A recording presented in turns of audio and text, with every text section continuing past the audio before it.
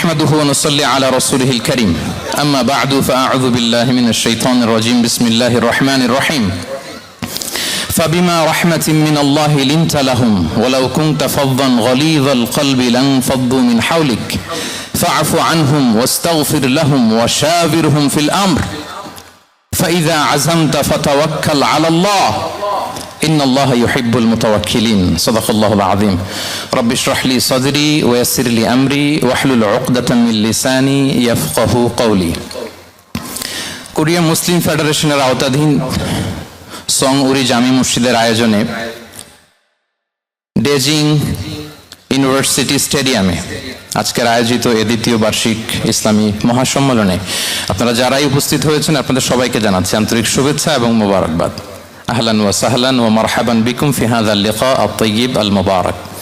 শুরুতে আমরা আল্লাহ রাব্বুল ইজ্জা ওয়াল জালালের দরবারে শুকরিয়া জ্ঞাপন করছি যে আল্লাহ তাআলা এত চমৎকার একটি পরিবেশে আমাদের প্রিয় মাতৃভূমি বাংলাদেশ থেকে হাজার হাজার কিলোমিটার দূরে দক্ষিণ কোরিয়ার এই ইউনিভার্সিটির এই স্টেডিয়ামে কিছু দিনই কথা শুনবার জন্য আমাদেরকে আসার বসার সুযোগ করে দিয়েছেন।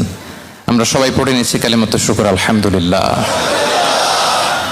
আল্লাহ রাব্বুল ইজ্জা ওয়াল জালালের দরবারে লাখো কোটি শুকর এবং সুজুদ এবং প্রশংসা শেষে আমি আজকের এই প্রোগ্রামের অর্গানাইজিং কমিটিকে অন্তরের অন্তঃস্থল থেকে ধন্যবাদ জানাতে চাই, যারা দীর্ঘদিন অনেক চেষ্টা করে অনেক আয়োজন করে আজকের এই চমৎকার ফুলের বাগানকে তারা সাজিয়েছেন।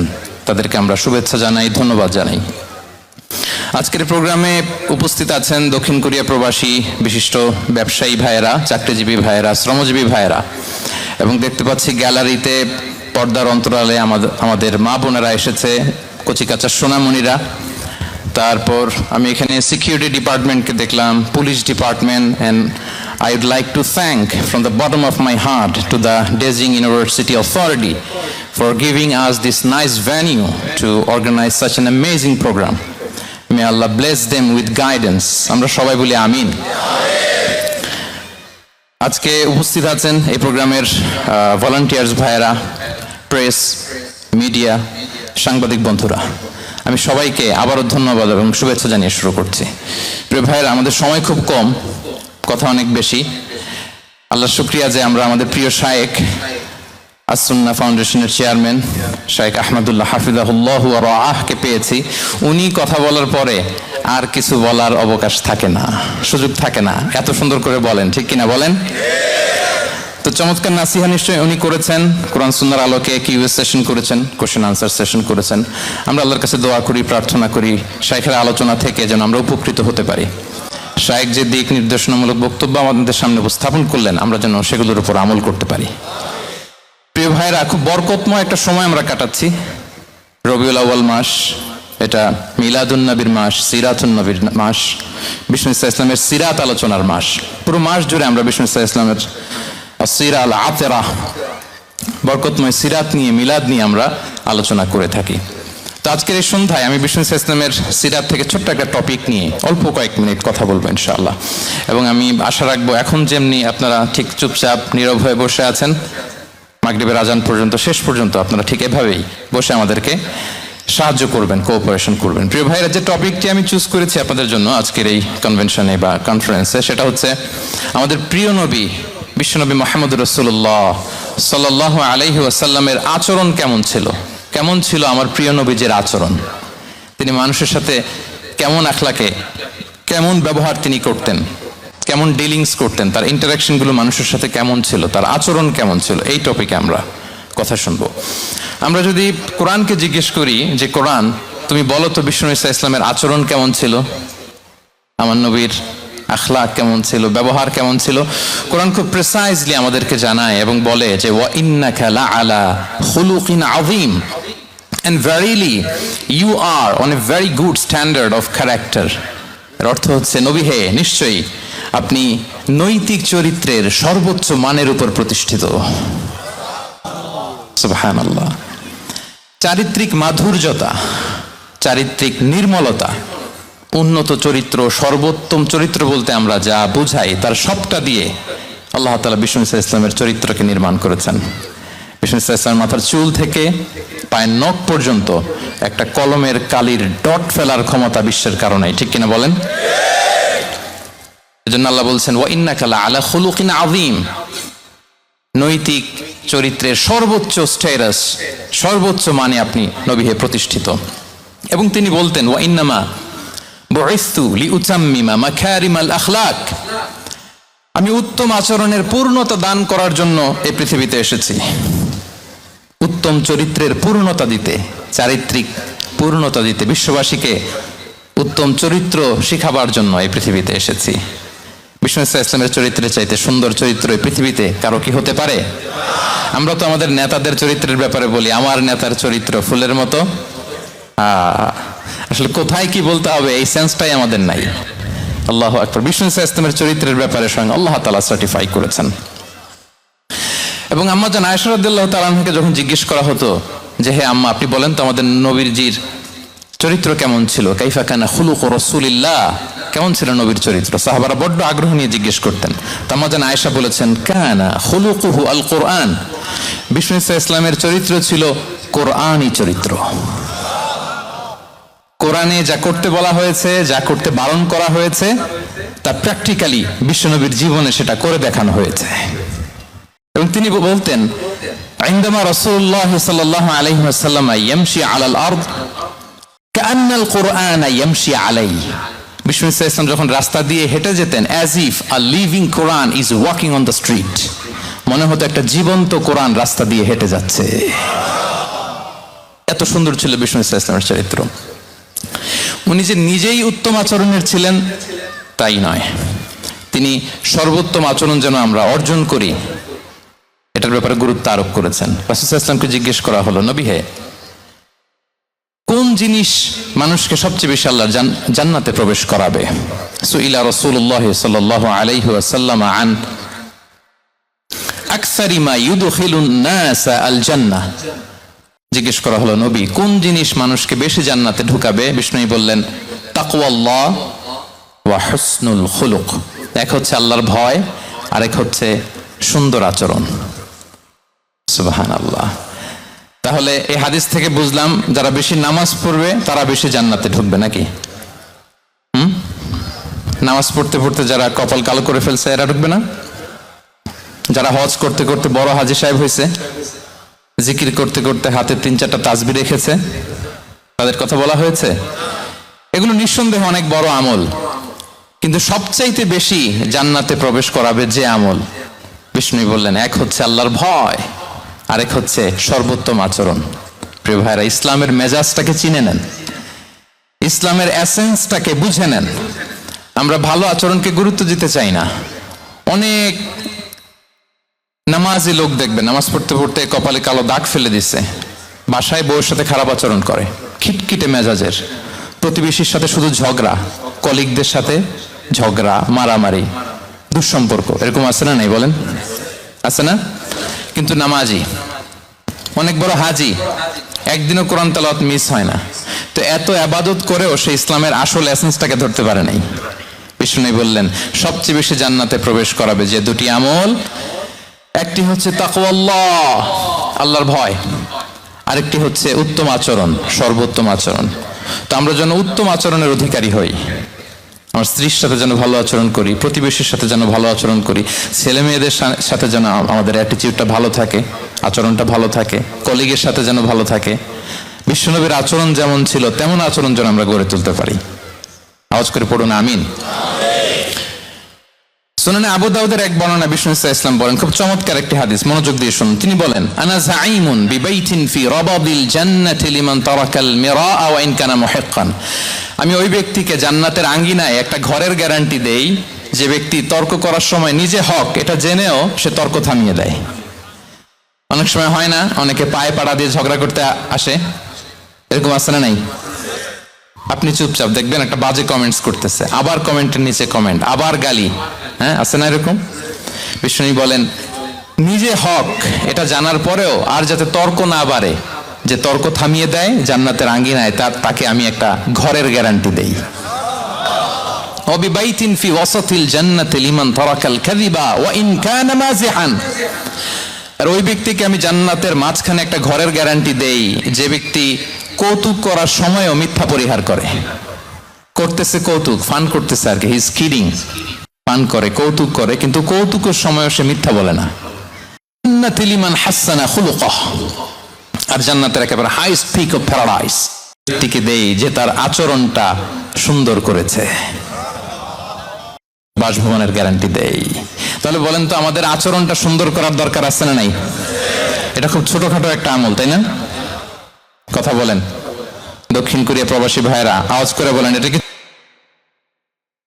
সালাম দিব, সুন্দরভাবে কথা বলবো, ভালো উইশ করব, হ্যাঁ, জিঘাংসা অহংকার থেকে মুক্ত থাকবো, খিটখিটে মেজাজের হব না, অলওয়েজ স্মাইলিং ফেস থাকবে আমার, হৃদ্যতাপূর্ণ আচরণ। এই আওয়াজ করে বলেন, এই আমলটা কি ছোট না বড়? প্রিয় ভাইরা, বিষ্ণু ইসলাম সবার সাথে এরকম মাধুর্যতাপূর্ণ আচরণ করতেন, ছোট থেকে বড়, নারী থেকে পুরুষ, বন্ধু থেকে শত্রু, সবার সাথে সুন্দর আচরণ করতেন। এবং তার এই চমৎকার আচরণে মুগ্ধ হয়ে তার অনেক শত্রু মুহূর্তে তার বন্ধুতে পরিণত হয়েছে। তাহলে আসুন আমরা দেখি আমাদের প্রিয় নবীজির আচরণ কেমন ছিল। এটা ছিল ভূমিকা কথা, ইন্ট্রোডাকশন, ইন্ট্রোডাক্টরি। যতটুকু বললাম এটা সবার কাছে ক্লিয়ার না ভাইরা? প্রিয় নবীজির আচরণ কেমন ছিল এটা নিয়ে আমরা শুনবো। শুরুতেই আমরা দেখি যে শিশু, এই যে এত বলার পরে লুকিয়ে লুকিয়ে অনেকে মোবাইল বের করে। আপনি যে ডিস্টার্ব করতেছেন আমাদের, মেহরবানি করে করবেন না, এদিকে তাকান। তাহলে শিশুদের সাথে পেয়ারা নবীজি কেমন আচরণ করতেন সেটা আমরা শুনবো। আমরা যদি থ্রু দ্য লেন্স অফ সিরা অথবা থ্রু দ্য লেন্স অফ সুন্না, সুন্নার লেন্স দিয়ে, আমরা তো এক একজন এক এক লেন্স লাগাই, তো দেখবেন যে সুন্দর একটা গ্লাস পরলে যেটা যেই কালার ওইটা দেখা যায়, কিন্তু নীল গ্লাস পরলে গোটা দুনিয়াটা, লাল গ্লাস লাগালে দুনিয়াটা। এই জন্য কোরআনের লেন্স দিয়ে আমরা বিশ্ব দেখি। কোন লেন্স দিয়ে বিশ্ব দেখব? We see the world through the lens of Quran. আজকের আলোচনাটা আমরা করব থ্রু দ্য লেন্স অফ সিরা, সিরাতের আলোকে, সুন্নাহর আলোকে দেখি বিষ্ণু ইসলাম শিশুদের সাথে তিনি কেমন আচরণ করতেন। বিষ্ণু ইসলামের কাছে যখন কোনো শিশু নিয়ে আসা হতো, কি খেজুর চিবিয়ে খেজুরের মিষ্টি রস লালা সহ বাচ্চার মুখে লাগিয়ে দিতেন। খেজুর চিবিয়ে এর রসটা মুখে ঢুকিয়ে দিয়েছে, বারাকা জন্য আসতো ছোট্ট বাচ্চাদেরকে নিয়ে। মদিনায় যখন সাহাবারা হিজরত করলেন মক্কা থেকে, মুসলিমদের ঘরে সন্তান সন্ততি নাই, বাচ্চা কাচ্চা হয় না। ইহুদিরা টিটকারি করে, এই তো মুসলমানদের সন্তান নাই। সর্বপ্রথম যেই সন্তান হয়েছে তিনি হচ্ছেন আয়েশা রাদিয়াল্লাহু তাআলা আনহার বড় বোন আসমা বিনতে আবু বকরের ঘর উজাড় করে এক সন্তান এসেছে, পুত্র সন্তান, নাম হচ্ছে আব্দুল্লাহ। কি নাম? আব্দুল্লাহ ইবনে জুবাইর। তো আসমা আব্দুল্লাহকে কোলে নিয়ে বিষ্ণুনবীর কাছে আসলেন। বিষ্ণুনবী খেজুর চিবিয়ে ওনার লালা মিশ্রিত রস খেজুর সহ মুখে লাগিয়ে দিলেন। তো আসমা সবসময় গর্ব করে বলতেন যে আমার সন্তানের পাকস্থলীতে সর্বপ্রথম যেটা ঢুকেছে এটা হচ্ছে বিষ্ণুনবীর লালা মিশ্রিত খেজুরের রস। আল্লাহু আকবার। বাচ্চারা আসলে বিষ্ণুনবী তাহনিক করতেন, এবং এটা ল্যাবরেটরিক্যালি প্রুভড, সায়েন্টিফিক্যালি প্রুভড যে বাচ্চার জন্মের পরে এরকম মিষ্টি দিলে, স্পেশালি ডেটস নির্যাস যদি দেয়া হয়, তাহলে এটা তার ইমিউন সিস্টেম বাড়ায়, রোগ প্রতিরোধ ক্ষমতা বাড়ায়, তার ব্লাড সার্কুলেশন বাড়ায়, রক্ত সঞ্চালন বাড়ায়। বিষ্ণুনবী এটা করতেন। অনেক মায়েরা বরকতের জন্য বিষ্ণুনবীর কোলে বাচ্চা দিতেন।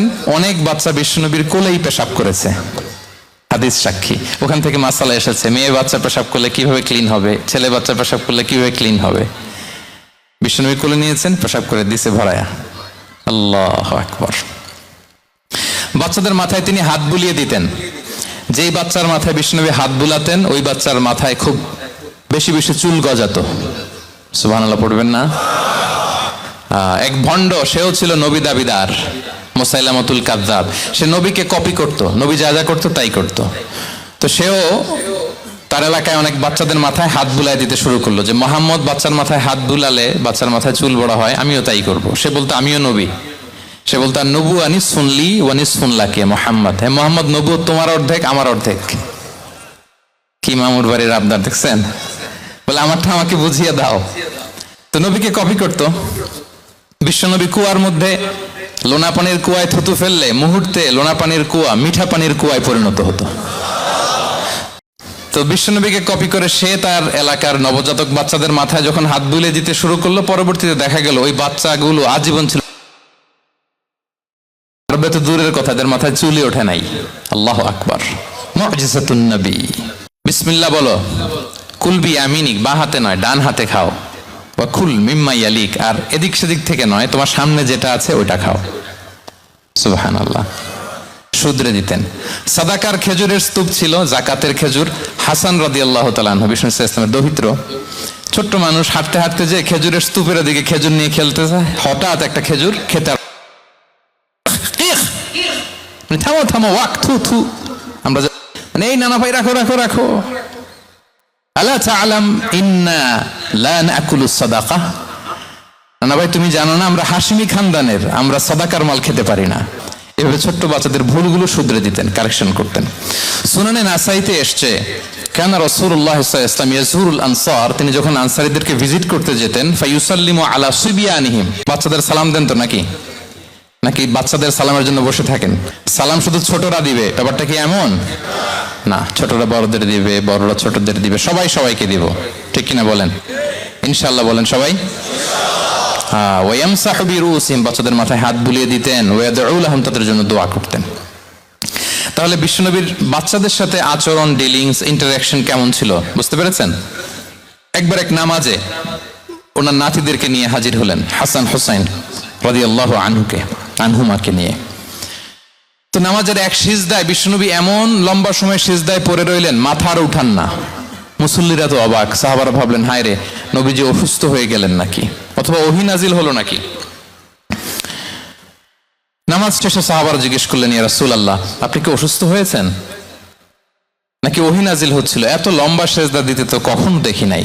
বিশ্বনবী বললেন, না না, কুল্লুন যালিকা লাম ইয়াকুন, কোনটাই না, বরং ওয়ালাকিন্না বিনি ইরতাহালানি, আমার নানা ভাই হাসান হুসাইন ইয়াকদি হাজাতা,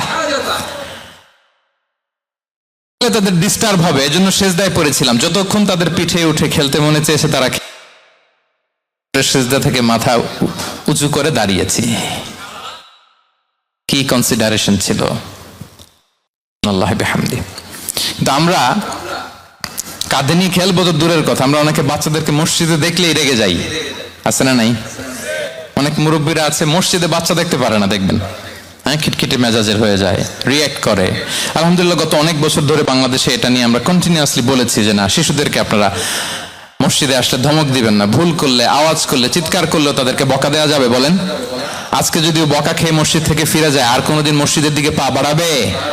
ও যাবে ক্লাবে, হ্যাঁ, ও যাবে গানের কনসার্টে, আর ফেরাতে পারবেন মসজিদে? আর আসবে না। খবরদার, আপনার একটা ধমকের কারণে মসজিদমুখী কোনো শিশু যেন অন্যদিকে না যায়। বুঝাবেন যে আব্বু এটা আমাদের ইবাদতগাহ, পবিত্র জায়গা, এখানে দুষ্টামি করতে হয় না, আওয়াজ করতে হয় না, আল্লাহ তোমাকে অনেক গুনাহ দিবে। গুনার ভয় দেখালে কিন্তু বাচ্চারা দুষ্টামি করে না, দেখবেন, ঠিক কিনা বলেন? এই সেন্সটা তাদের আছে, এভাবে বুঝাবেন।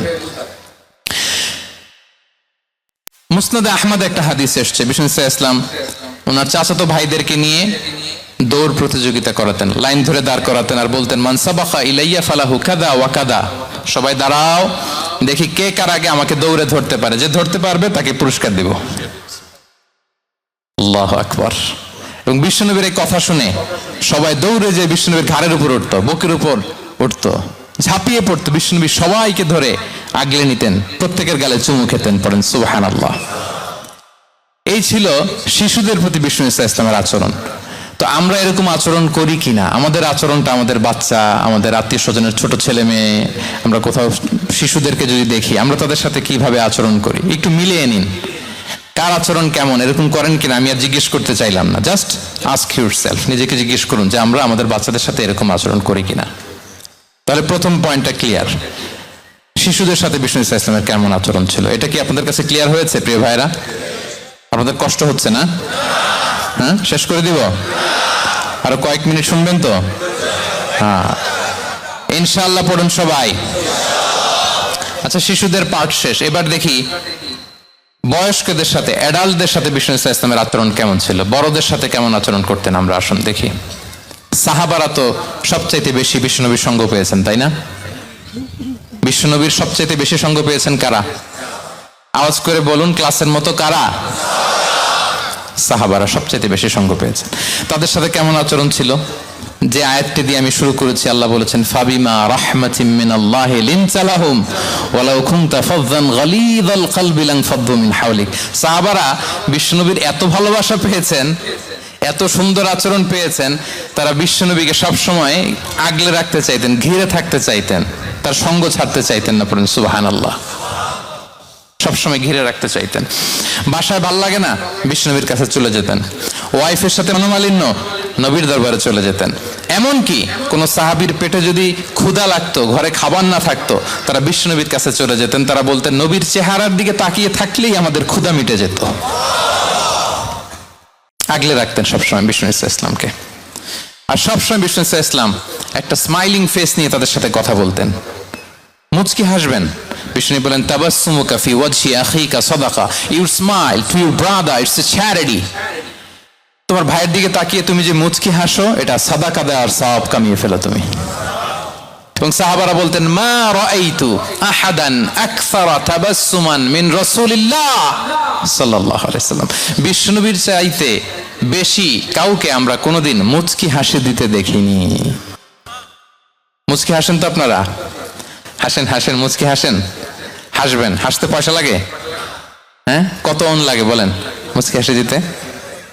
হ্যাঁ, আমরা কি করব? মুচকি হাসবো। রাজি আছেন? দেখবেন যিনি মুচকি হাসে তাকে সবাই পছন্দ করে, আর যিনি গোমরা মুখ থাকে তার দেখতে ভালো লাগে। আমার ভালো লাগে না, আপনাদের লাগে? লাগে? লাগে না, লাগে না। হাসি কিন্তু সংক্রামক, ইতিবাচক ভাবে সংক্রামক। আপনি হাসলে দেখবেন হেসে হেসে কথা বলে, যার সাথে বলতেছেন তার একটা হাসি। আপনি গোমরামুখ থাকলে ওই ব্যক্তিও গোমরামুখ। ঠিক কিনা বলেন? প্রিয় ভাইয়েরা, দেখেন বিষ্ণু ইসলাম কেমন কনসিডারেট ছিলেন। বিশ্বনবী যদি কারোর সাথে মুসাফা করতেন, ভাই একটু হাত মিলান তো, এই যে ওই লোক হাত সরানোর আগে বিশ্বনবী হাত সরাতেন না। যখন উনি হাতটা টান দিতেন তখন নবী হাত টান দিতেন। কারোর সাথে কথা বলার সময় এইভাবে আর চোখে তাকাতেন না, এইভাবে না। কথা বলতে হইলে ঘুরে তার দিকে হয়ে তাকে সম্মান দিয়ে, রেসপেক্ট দিয়ে কথা শুরু করতেন। কেউ কোনো গুরুত্বপূর্ণ কথা কানে কানে বলতে চাইলে তিনি কথা শেষ না হওয়া পর্যন্ত মাথা সরাতেন না। সুবহানাল্লাহ, আসতে বলেন। আল্লাহু আকবার, আল্লাহু আকবার। একটু মিলিয়ে নেই, আসলে কি আমরা পারি এত চমৎকার আচরণ উপহার দিতে? আল্লাহ, কতটা কনসিডারেট ছিলেন দেখেন। এক বেদুইন, অক্ষর জ্ঞানহীন মানুষ, সভ্যতার ছোঁয়া তার মধ্যে লাগেনি। সে মসজিদে নববীতে ঢুকে একবার মসজিদে নববীর মাঝখানে পেশাব করা শুরু করলেন। কি করা? কোথায়? টয়লেটে? কোথায়?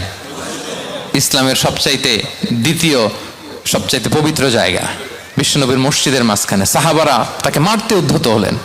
বিষ্ণু বললেন দাও, থামো থামো, এই থামো থামো। কারণ প্রস্রাব করার সময়, টয়লেট করার সময় হুট করে কাউকে ধমক দেওয়া যায় না, ডাকা যায় না, দরজায় নক করা যায় না, নক করা যায় না। করলে তার ক্ষতি হতে পারে, এটা করবেন না। বিষ্ণু বললেন দাও ওয়া হারিকু আলা বাউলিহি সাজলান মিন মা। এই রাখো রাখো, বেচারাকে পেশাব করতে দাও, করতে দাও, করতে দাও, পেশাব করতে দাও। সে পেশাব শেষ করলো। বিষ্ণু বললেন এক বালতি পানি ঢেলে দাও। এই এক বালতি পানি বালুতে মিশে জায়গাটা পরিষ্কার হয়ে যাবে।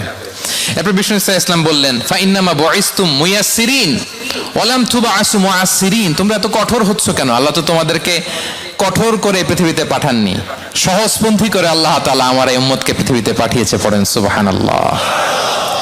দেখেন কত চমৎকার আচরণের ছিলেন। এবং পরে লোকটাকে বুঝিয়ে বললেন, সে কালিমা পড়ে মুসলমান হয়ে গিয়েছে। আল্লাহু আকবার। এই ছিল বিষ্ণু ইসলামের ইন্টারাকশন সাহাবাদের সাথে। এবং সাহাবাদের জন্য তিনি দোয়া করতেন প্রাণ ভরে। প্রিয় ভাইরা, দোয়া চাওয়া, দোয়া করা দুটোই সুন্নাহ। প্রাণ ভরে তিনি সাহাবাদের জন্য দোয়া করেছেন। বিষ্ণু ইসলাম একবার ওয়াশরুম সেরে এসে দেখলেন কে যেন অজুর পানি রেখে গিয়েছে। জিজ্ঞেস করলেন কে রেখেছে? বলা হলো আব্দুল্লাহ ইবনে আব্বাস রেখে, ছোট্ট আব্দুল্লাহ। বিষ্ণু ইসলাম খুশি হয়ে গেলেন, হায় রে সে কিভাবে খেয়াল করলো, আমি এখন ওয়াশরুম থেকে আসলেই তো আমার ওজুর পানি লাগবে। খুশি হয়ে একটা দোয়া করলেন তার জন্য। তিনি বললেন আল্লাহুম্মা ফাক্কিহহু ফিদ্দীন ওয়া আল্লিমহু তা'ওয়িল, মানে হে আল্লাহ আপনি তাকে দ্বীনের জ্ঞান দেন এবং কোরআনের ব্যাখ্যা তারে শিক্ষা দেন।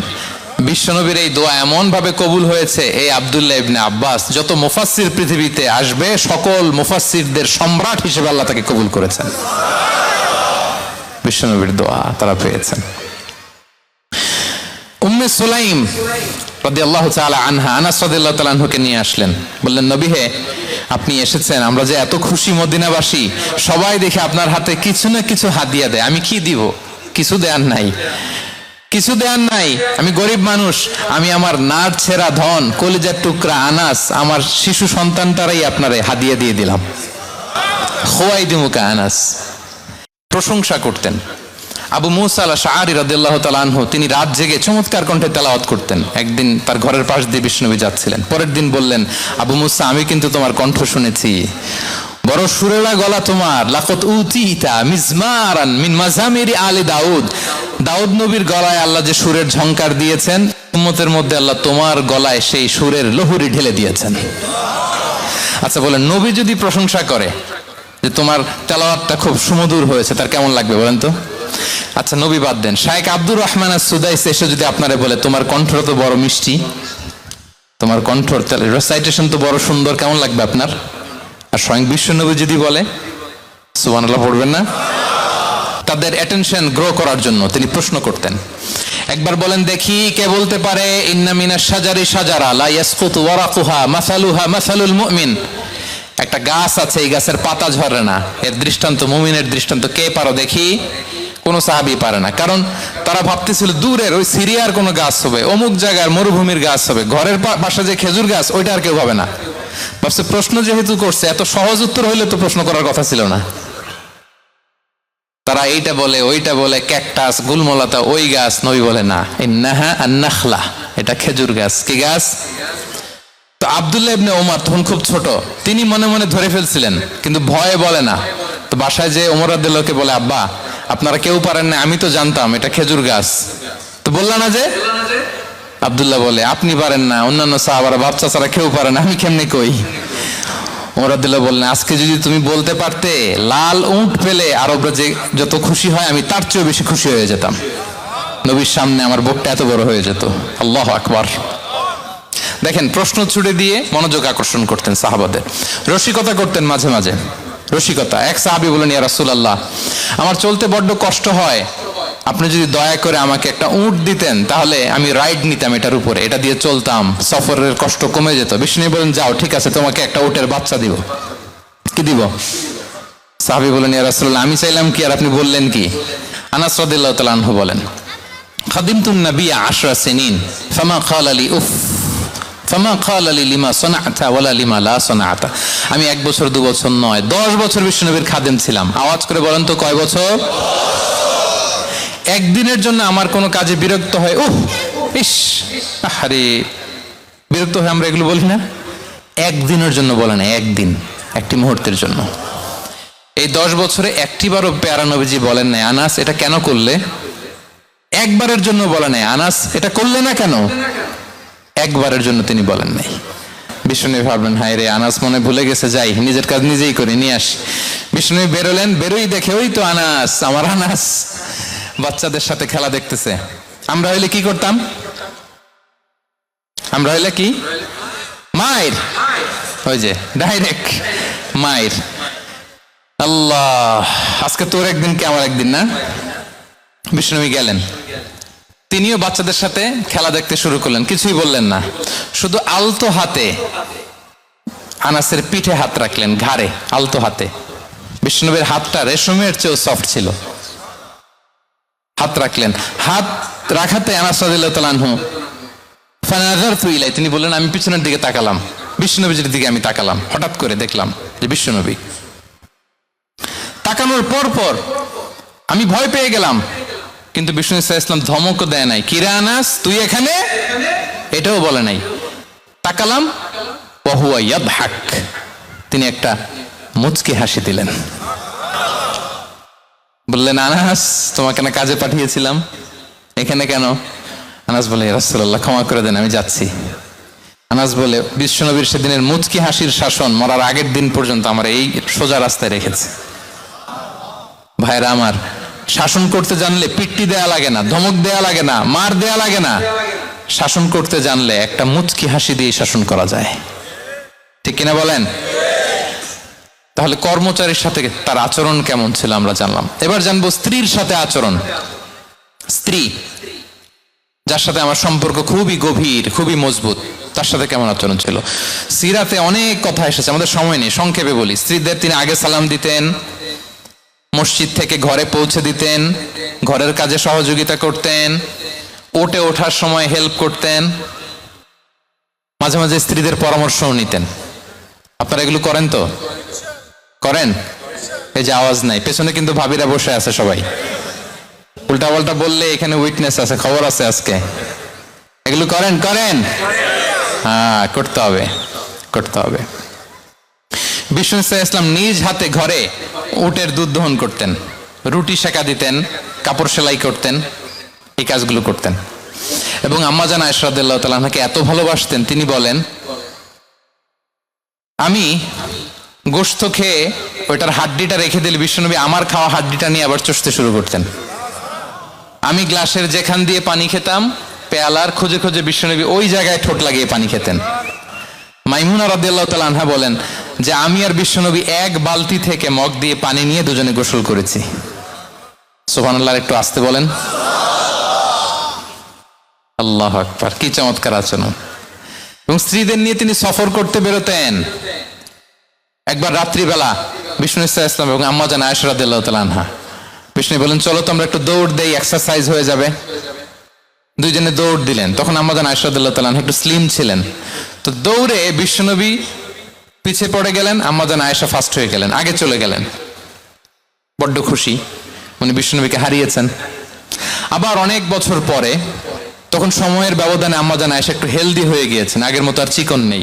আবার বিশ্বনবী কোনো এক রাতে বললেন, আয়েশা চলো আজকেও একটু এক্সারসাইজ করি, দৌড় দেই। দুজন মিলে দৌড় দিলেন। আজকে বিশ্বনবী আর আম্মাজান আয়েশাকে চান্স দেন নাই, তিনি জোরে দৌড়ে আম্মাজান আয়েশাকে রানার আপ করে দিলেন, উনি ফার্স্ট হয়ে গেলেন। এরপর কি বললেন জানেন?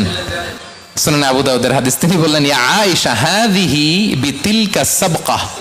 দেখেন, বিশ্বনবী মনে রাখছেন, নোটে রাখছেন। বিষ্ণু বলেন, আয়েশা ওই যে এত বছর আগে কোন এক রাতে মরুভূমিতে দৌড়ে আমাকে হারাইছিলা, আজকে ওইটার বদলা নিয়ে নিলাম। তিলকা সাবকা, ওইটার বিনিময়ে এটা। ওই দিন তুমি জিতছিলা, আজকে তোমার উপর আমি জিতে গেলাম। আল্লাহু আকবার। কি হৃদ্যতা ছিল, কি সম্পর্ক ছিল স্ত্রীর সাথে। তাই বলে মনে করবেন না যে কোনো মনোমালিন্য হতো না, হতো। মানবিক যে ব্যাপারগুলো, মাঝে মাঝে একটু ছোটখাটো মিষ্টি ঝগড়া, একটু মনোমালিন্য, এটাও হতো। এবং বিশ্বনবী এটাও টের পেতেন। তিনি বলতেন, আয়েশা ইন্নী লা আ'লামু ইযা কুনতি আলাইয়া গাদবা ওয়া ইযা কুনতি আলাইয়া রাদিয়া। আয়েশা, কখন তুমি আমার উপর রেগে থাকো আর কখন খুশি থাকো, সবটাই কিন্তু আমি টের পাই। আম্মাজান আয়েশা অবাক হলেন, কি করে টের পান? বিষ্ণু বলেন, যখন তুমি আমার উপর খুশি থাকো তখন দোয়ার সময় বলো লা ওয়া রাব্বি মুহাম্মদ, তুমি বলো হে মুহাম্মদের রব আল্লাহ, মদিনার উপর রহম করেন, আমাদেরকে ক্ষমা করেন। হে মুহাম্মদের রব, আমাদের ক্ষমা করেন, এইভাবে দোয়া করো। আর যখন তুমি রেগে থাকো তখন আমার নামটা মুখ দিয়ে নিতে চাও না, তখন তুমি দোয়াতে বলো লা ওয়া রাব্বি ইব্রাহিম, হে ইব্রাহিমের আল্লাহ, হে ইব্রাহিম নবীর খোদা, আমাদের মাফ করো। তখন তুমি আমার নাম নাও না, কৌশলে আমার নামটা বাদ দাও। আম্মাজান আয়েশা বলেন, ইয়া রাসূলুল্লাহ মা আহজুরু ইল্লা ইসমাক। নবী হে, আমি তো আপনার নামটাই শুধু মুখ থেকে বাদ দেই, আমার হৃদয় থেকে তো কখনো আপনারে বাদ দিতে পারি না। এটা ঠিক, তখন রেগে থাকি, আপনার নামটা মুখে নেই না, কিন্তু হৃদয় থেকে তো আপনাকে সরাতে পারি না। সুবহানাল্লাহ। এই ছিল বিষ্ণুর সাথে স্ত্রীদের সম্পর্ক। প্রিয় ভাইরা, আমরা যদি একটু দেখি প্রতিবেশীর সাথে কেমন আচরণ করতেন। নেইবার, বিষ্ণু বলতেন, মান কানা ইউমিনু বিল্লাহি ওয়াল ইয়াউমিল আখির ফালইউকরিম দাইফাহ, যে আল্লাহ বিশ্বাস করে, আখিরাতে বিশ্বাস করে, সে যেন প্রতিবেশীকে সম্মান করে। এবং একবার আবু যার আল গিফারি রাদিয়াল্লাহু তাআলা আনহুকে বিষ্ণু ইসলাম বললেন, আবু যার ইযা তাবাখতা মারাকান ফাআকসির মাআহ, হে আবু যার, তুমি যদি কখনো ঝোল তরকারি রান্না করো, ঝোলের তরকারি খাইছেন? আপনাদের সাউথ কোরিয়াতে তো বিখ্যাত একটা ঝোলের তরকারি আছে, কি নাম জানো মাছের? ম্যাগি বাগা, মেয়ংথং। আমরা একটা শব্দ শিখছিলাম, কি যেন বলে, খামসা হামনিদা। কয়েকটা শব্দ শিখাই দিছে ভাইরা আমাকে। তো এই যে নামটা বললাম, ঝোলের মধ্যে ট্যাংরা মাছ, শিং মাছ ঝোল দেয়া একটা তরকারি।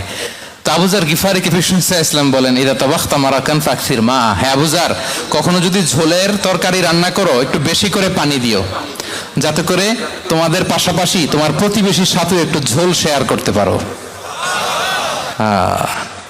প্রতিবেশীকে এত গুরুত্ব দিতেন। তিনি বলতেন, লাইসাল মুমিন আল্লাযী ইয়াশবা ওয়া জারুহু জাইউন ইলা জামবে, সে মুমিন নয় যে পেট পুরে খায় আর তার প্রতিবেশী না খেয়ে রাত যাপন করে, সে মুমিন নয়। দেখেন প্রতিবেশীকে কত গুরুত্ব তিনি দিয়েছেন। বিশ্বনবীর এক ইহুদি প্রতিবেশী ছিল। কোন ধর্মের? সবাই বলেননি, একসাথে আওয়াজ করে বলেন, কোন ধর্মের প্রতিবেশী? ওই ইহুদির এক ছেলে বিশ্বনবীর কিছু কাজ করে দিতেন। অনেকদিন হলো ছেলেটা আসে না, ছোট্ট ইহুদি ছেলে, মোবাইল বন্ধ, ছোট্ট ইহুদি ছেলে আসে না। খোঁজ নিলেন, শুনলেন সে অসুস্থ। শুনলেন ইহুদি ছোট্ট ছেলেটা কি? বিশ্বনবী দেখতে গেলেন। মুসলিম শিশুকে দেখতে গেলেন নাকি? কোন ধর্মের শিশু? তার মানে আপনার প্রতিবেশী যদি হিন্দু হয়, বৌদ্ধ হয়, খ্রিস্টান হয়, দ্যাট ডাজন্ট ম্যাটার, আপনি তার বিপদে আপদে পাশে থাকবেন। এটাই ইসলামের শিক্ষা, ঠিক কিনা বলেন? এই যে আপনাদের এখানে বুদ্ধিস্ট নেইবার আছে, হিন্দু নেইবার আছে, খ্রিস্টান নেইবার আছে, তারা বিপদে পড়লে তো আপনার যাওয়ার দরকার নাই, না? যাবেন, খোঁজ খবর নিবেন, ভিজিট করবেন, পাশে দাঁড়াবেন। আপনি যে তাদের খোঁজ খবর নিতেছেন, মুসলিম হয়েও আপনি এত চমৎকার আচরণের, এটা দেখেই অনেকে কালিমা পড়ে মুসলমান হয়ে যাবে। এটাই তো দ্য বিউটি অফ ইসলাম, ইসলামের সৌন্দর্য। বিশ্বনবী হিন্দু মুসলিম ইহুদি বাছান নাই, ছোট্ট ইহুদিটাকে দেখতে গেলেন। যে দেখে হায় রে, কাতর হয়ে সে বিছানায় মৃত্যু শয্যায় শুয়ে আছে। বাচ্চাটার মাথায় হাত বুলিয়ে দিলেন। হাত বুলিয়ে বাচ্চাটাকে, ইহুদি বাচ্চাটাকে বললেন, আসলিম, হে শিশু তুমি ইসলাম ধর্ম গ্রহণ করো। এখন ছোট্ট মানুষ, তার বাবা আবার পাশে দাঁড়িয়ে আছে, আব্বা কি বলে না বলে, সে ফানাযারা ইলা ওয়াজহি আবি, বাবার দিকে তাকালেন। তা বাবা বলে, আতিয়া আবুল কাসিম, মানে বিষ্ণু ইসলামের কুনিয়াত, বড় ছিল কাসিম, তাকে বলা হতো আবুল কাসিম। ইহুদি বাবা বলল, মোহাম্মদ যা বলে তাই করো। সাথে সাথে সে পড়ল, আশহাদু আল্লা ইলাহা ইল্লাল্লাহ ওয়া আশহাদু আন্না মুহাম্মাদুর রাসূলুল্লাহ। বিশ্বনবী বেরোয়ার সময় বললেন, আলহামদুলিল্লাহিল্লাযী আনকাযাহু মিনান নার, প্রশংসা সে আল্লাহর যে একটু আগে জাহান্নামী হওয়ার কথা ছিল, মুহূর্তে কালেমার মধ্য দিয়ে তাকে জান্নাতি বানিয়ে দিলেন। দেখেন প্রতিবেশীর সাথে কি আচরণ। ইহুদি প্রতিবেশীর পাশে দাঁড়িয়েছেন, অসুস্থ, ভিজিট করেছেন। আমরা যেন আমাদের প্রতিবেশীর খোঁজ রাখি। অভুক্ত প্রতিবেশী রেখে আপনি পেট পুরে খেয়ে তাহাজ্জুদ পড়লে ওই তাহাজ্জুদ আল্লাহর দরবারে যাবে না। খবরদার, খবরদার, আমরা যেন প্রতিবেশীর সাথে সুসম্পর্ক রাখি। এবার যুদ্ধবন্দীদের সাথে বিষ্ণু ইসলাম কেমন আচরণ করেছেন। যুদ্ধবন্দী, POW, প্রিজনার অফ ওয়ার, যুদ্ধবন্দী পর্যন্ত যুদ্ধ হয়েছে, প্রতিপক্ষ হেরেছে, আমরা জিতেছি, তাদেরকে বন্দী হিসেবে আমরা পেয়েছি, তাদের সাথে ইসলাম কি আচরণ করতে বলে। আমরা তো অনেক যুদ্ধবন্দীদের ইতিহাস জানি পৃথিবীতে। আবু গারিব কারাগারের কথা শুনেছি আমরা ইরাকে, ঠিক কিনা? হ্যাঁ, পশ্চিমারা কি নির্যাতন করেছে। আমরা কিউবার গুয়ান্তানামো বের কথা শুনেছি, কি অমানবিক নির্যাতন তারা করেছে, কি টর্চার সেল তারা ওখানে করেছিল। সম্প্রতি আমরা আমাদের বাংলাদেশে আয়নাঘরের কথাও শুনেছি। তা আয়নাঘরে যাদেরকে টর্চার করা হয়েছে এরা যুদ্ধবন্দী? এরা তো কারাবন্দী, তাও অন্যায় ভাবে। এনফোর্স ডিসঅ্যাপিয়ারেন্স ছিল, অন্যায় ভাবে তাদেরকে গুম করা হয়েছে। অন্যায় ভাবে বছরের পর বছর যাদেরকে এভাবে কষ্ট দেয়া হয়েছে, ফ্যামিলি থেকে দূরে রাখা হয়েছে, কিয়ামতের দিন তাদেরকে আল্লাহ জালেমের কাতারে দাঁড় করাবে। ইসলাম কারাবন্দীদের দূরের কথা, যুদ্ধবন্দীদের সাথে ভালো আচরণের কথা বলেছে। আল্লাহ বলেন, ওয়ায়ুতঈমুনা তাআমা আলা হুব্বিহি মিসকিনাও ওয়া ইয়াতীমান ওয়া আসীরা। বিশ্বাসীরা গরিব দুঃখীদের যেমনি খাবার খাওয়ায়, যুদ্ধবন্দীদেরও খাবার খাওয়ায়। ভিক্ষুকের সাথে তিনি কি আচরণ করতেন দেখেন। বিশ্বনবী আর 2-1 মিনিট মিস করবেন না, এই 2-3 মিনিট এদিক সেদিক তাকাবেন না। ভিক্ষুকের সাথে কি আচরণ। বিশ্বনবী কখনো না বলতে পারতেন না। কেউ হাত পাতলে কি বলতে পারতেন না? পারতেন না। এক ভিক্ষুক এসে বলে, এই মোহাম্মদ দাও, তোমার কাছে কি আছে দাও। নবী তখন চাদর পরা ছিলেন, চাদর ধরে এমন জোরে টান দিছেন বিশ্বনবীর ঘাড়ের চামড়া এখানে ছিঁড়ে গেছে, চামড়ায় দাগ পড়ে গেছে। বিশ্বনবী তার দিকে তাকিয়ে ওই যে মুচকি হাসির ম্যাজিক, আবার মুচকি হাসি দিয়ে বললেন, যাও তাকে কিছু দিয়ে দাও। সুবহানাল্লাহ পড়বেন না? আচ্ছা, ভিক্ষা করতে আইসা যদি আপনার জুব্বা ধরে টান মারে, জামার কলার ধরে টান মারে, এই দে, কি করবেন বলেন? ওই যে মায়ের, মানে ডানে ভাই আর কোনো সলিউশন নাই, খালি মায়ের, আইজো মায়ের খাইলো মায়ের। দেখেন, ভিক্ষা করতে এসে জামা ধরে টান দিয়ে ঘাড়ের চামড়া এখানে দাগ ফেলে দিয়েছে, কিন্তু বিশ্বনবী হাসি দিয়ে সলিউশন করলেন। সুবহানাল্লাহ পড়েন। শত্রুদের সাথে তিনি কেমন আচরণ করেছেন? আল্লাহ আল্লাহ আল্লাহ আল্লাহ। তায়েফের ময়দানে রক্তাক্ত হয়েছেন, রক্তাক্ত। পাহাড় রক্ষী ফেরেশতারা বলে, নবী আপনাকে রক্তাক্ত করেছে? তায়েফে কেন গেছিলেন বিশ্বনবী? জমির বায়না করতে না? তায়েফে জমি কিনতে গেছিল না? তায়েফবাসীকে জাহান্নামের আগুন থেকে বাঁচাতে রক্তাক্ত করা হয়েছে। পাহাড় রক্ষী ফেরেশতারা বললেন, নবী একটা আদেশ দেন, দুই দিক থেকে চাপা মেরে পুরো তায়েফবাসীকে মাটির সাথে মিশিয়ে ফেলবো, মাটির সাথে মিশে যাবে। বিশ্বনবী বললেন, না না, তারা হয়তো ঈমান আনে নাই, তাদের ভবিষ্যৎ প্রজন্মের কেউ না কেউ লা ইলাহা পড়বে, কেউ না কেউ লা ইলাহা জপবে। তাই হয়েছে। তায়েফে যদি যান, আল্লাহু আকবার, মসজিদ আর মসজিদ, শান্তি আর শান্তি। আল্লাহু আকবার। খেয়ে না খেয়ে দিন প্রচারের কাজে নিজেকে দিয়েছ বিলিয়ে, তায়েফের কাফিরেরা চিনল না সে আলো, দুষ্ট ছেলেদের পিছু দিল লেলিয়ে। পাথরের আঘাতে ক্ষত বিক্ষত হয়ে সারা শরীর থেকে রক্ত ঝরে।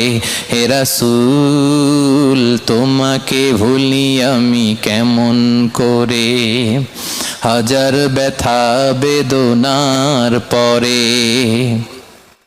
ফিরে আসনি তুমি আপন ঘরে, দিনের আলো তুমি ছড়িয়ে দিতে, চলে গেলে মদিনায় মক্কা ছেড়ে। পড়ুন, হে রাসূল তোমাকে ভুলি আমি কেমন করে, হে রাসূল তোমাকে ভুলি আমি কেমন করে। আল্লাহু আকবার। উহুদের ময়দানে দাঁত শহীদ হয়েছে, রক্তাক্ত হয়েছেন, হেলমেট ভেঙে কপালে পাথর ঢুকেছে। ফেরেশতারা বললেন, আদেশ দেন উহুদ পাহাড় তাদের ঘাড়ের উপরে বসিয়ে দেয়। বিষ্ণু বললেন না, বিষ্ণু বললেন না, আল্লাহুম্মা হদি কওমি ফাইন্নাহুম লা ইয়ালামুন। আল্লাহ আমার কওমকে ক্ষমা করে দেন, ওরা বুঝে নাই। দেখেন, শুধু ক্ষমাই চান নাই যে আল্লাহ ওদেরকে মাফ করে দেন, ও কৈফিয়ত দিয়েছেন আল্লাহকে, এক্সকিউজ দিয়েছেন। আল্লাহ কেন কেন ক্ষমা করবেন? কারণ ওরা বুঝে নাই। এক্সকিউজ দিয়েছেন, তাদের হয়ে কৈফিয়ত দিয়েছেন। এই ছিল শত্রুদের সাথে বিশ্বনবীর আচরণ। যুদ্ধের ময়দানে ঘোষণা দিতেন, খবরদার ওদের নারীদের গায়ে হাত দিবে না, শিশুদের গায়ে হাত দিবে না, গবাদি পশু মারবে না, কোনো পাদ্রীর গায়ে হাত দিবে না। গোটা বিশ্বের কেউ, কোন যুদ্ধের সেনাপতি যুদ্ধের ময়দানে এমন মানবতা দেখাতে পারে না। চিল্লায় বলেন ঠিক কিনা? অষ্টম হিজরিতে মক্কা বিজয়ের দিন থার থার করে কাঁপছিল কুরাইশরা যে আজকে তো আমাদেরকে ক্যাপিটাল পানিশমেন্ট দিবে, ডেথ পেনাল্টি দিবে। বিশ্বনবী বললেন, না, লা তাসরিবা আলাইকুমুল ইয়াউম ইযহাবু ফাআনতুমুত তুলাকা। 4-5 জনকে তিনি শাস্তি দিয়েছেন, গণহারে শত শত হাজার হাজার পরিবারকে তিনি ক্ষমা করে দিয়েছেন। বললেন, তোমরা আমার ভাই, ভাই ভাইয়ের সাথে যেরকম আচরণ করবে, ইউসুফ তার ভাইদের সাথে যা করেছে আমি তাই করব, আমি ক্ষমা করে দিলাম। আল্লাহু আকবার। এ ছিল শত্রুদের সাথে আচরণ। শেষ কথা বলি, শেষ কথা হচ্ছে প্রাণীর সাথে বিশ্বনবীর কেমন আচরণ ছিল। প্রাণীর সাথে একবার এক আনসারের খেজুর বাগানে ঢুকলেন, ঢুকে দেখেন একটা উট কাঁদে। কি কাঁদে?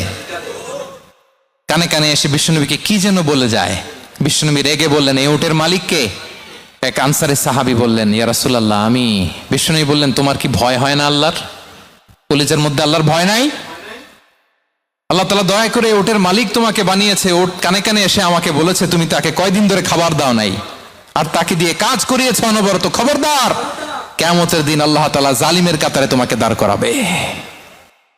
প্রাণীর জন্য বিষ্ণু ইসলাম কত দয়াদ্র ছিলেন।